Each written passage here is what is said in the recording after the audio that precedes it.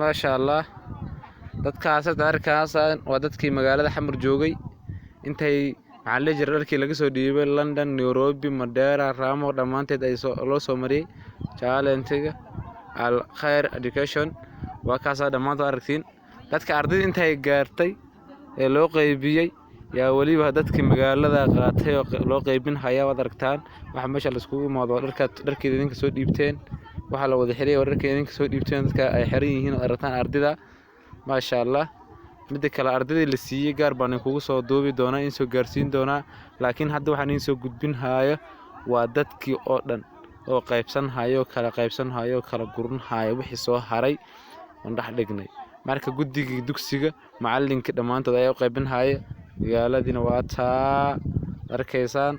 marka saas aad ogaanaysaan khayr fara badan Allah siiya wixii ka sii badan aad soo gaarsiisaan rajaynayna ما شاء الله خير فوضى الله ينسيه إن شاء الله أساسا يكون وعليكم السلام ورحمة الله وبركاته.